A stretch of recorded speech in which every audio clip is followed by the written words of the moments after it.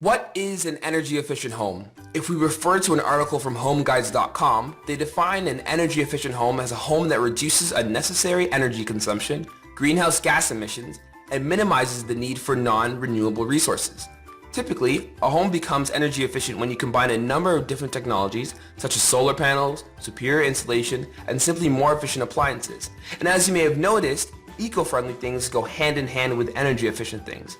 An energy-efficient home is an amalgamation of exciting new developments that make use of the environment in a positive way, moving us along from things that are simply functional to things that are functional and efficient. Let's start with the basics. Light bulbs, which consume energy in every single home.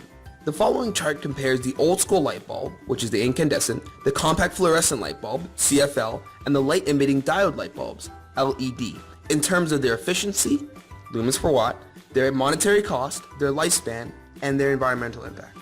Let's quickly go through the properties of each. The incandescent light bulb is terribly inefficient, producing only 11 lumens per watt with a very short lifespan of only 1,200 hours. However, they are very cheap upon initial purchase and have negligible environmental impact. The compact fluorescent light bulb is more efficient than the incandescent. It has a much longer lifespan of about 10,000 hours and is still pretty cheap to purchase. However, a compact fluorescent light bulb can have significant negative impacts on your health and the environment.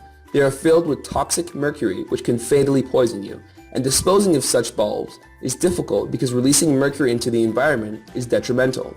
In addition to all of this, these bulbs are also sensitive to temperature, meaning that they may not work properly below negative 12 degrees Celsius.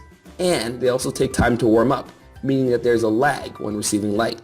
Finally, there's the LED light bulb. It is a fantastic option for energy efficient lighting in the home. It has a great efficiency of 90 lumens per watt and an incredible lifespan of 50,000 hours. It has no significant environmental impacts upon disposal nor to your health. However, it has the highest cost of initial purchase at an average of about $36 per bulb.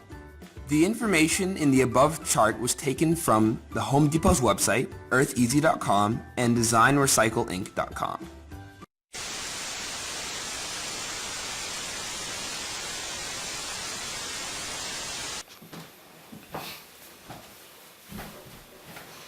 So now, we're just gonna talk.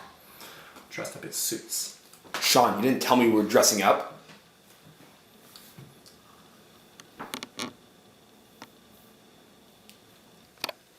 So moving on. So how do these magical LED light bulbs work? It's quite complicated actually. According to Howson.com, the most important component of the LED is the semiconductor chip found at the center of the light.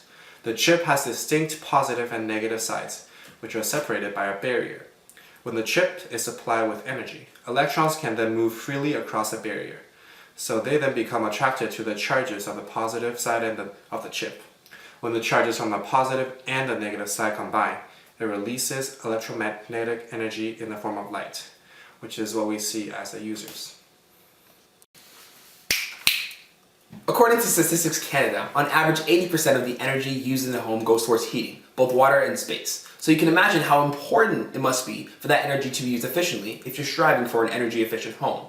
There are a number of different ways that you can heat water in your home. You can use tankless water heaters, which warm water as it passes through the machine. And then of course the traditional tank heaters that heat water until it is ready to be used. Although both can be very efficient depending on the quality, your environment, and the number of people in your home, the last two are very important.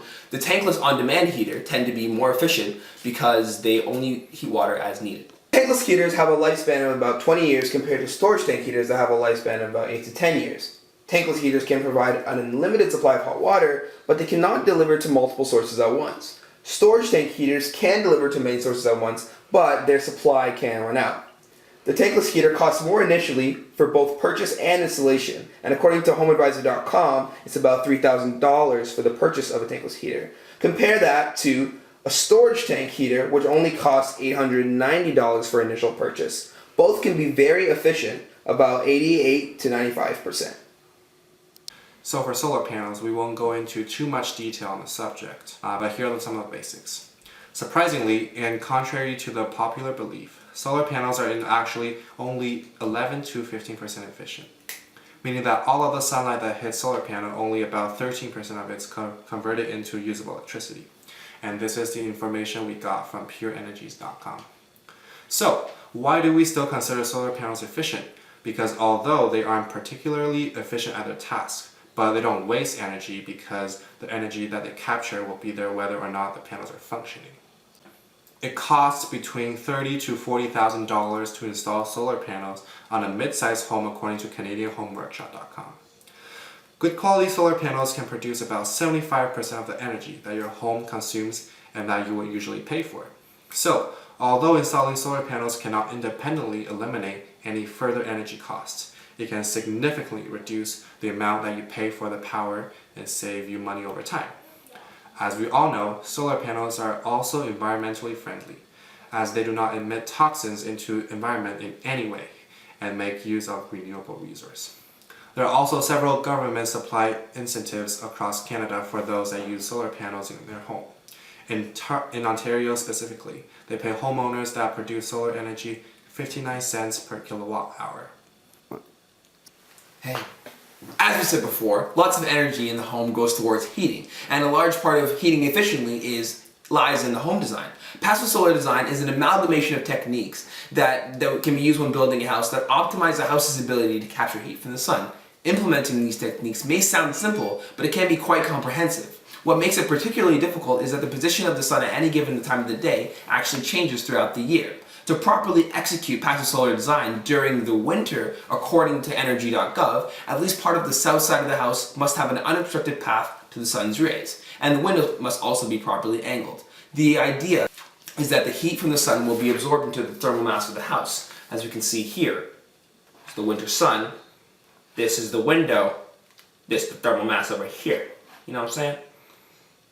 Anything that absorbs heat from the sun, such as brick, tiles, concrete, or couches, are considered to be part of the thermal mass of the house. Things with moderate specific heat capacities should be placed within reach of the sun's rays so that during the hours of enlightenment, they absorb heat, and then during the nightly hours, they release their stored heat, which keeps the house warm and reduces the amount that the heaters must actually work.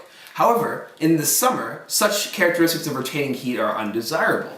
Therefore, houses must be equipped with control strategies that counteract these properties during the summer. So during the 3 glorious months of summer, the sun is actually higher than it is during the winter. So house builders use that fact and they design roofs that hang over the side of the house in order to obstruct the path between the south side windows and the summer sun's rays. This diagram here shows how much higher the summer sun is than the winter sun, and it also shows how the overhang of the roof can protect the windows from the sun's rays. According to metalroofing.com, installing reflective metal roofing can play a huge part in keeping your house cool and saving you money during the summertime. In addition, metal roofs can be made of completely recycled material, which reduces the amount of waste that would be expelled into the environment. It also costs less to maintain a metal roof as they are very durable and have a lifespan of about 30 to 50 years or more in comparison with asphalt shingles, which have a lifespan of about 20 years or more according to QualitySmith.com.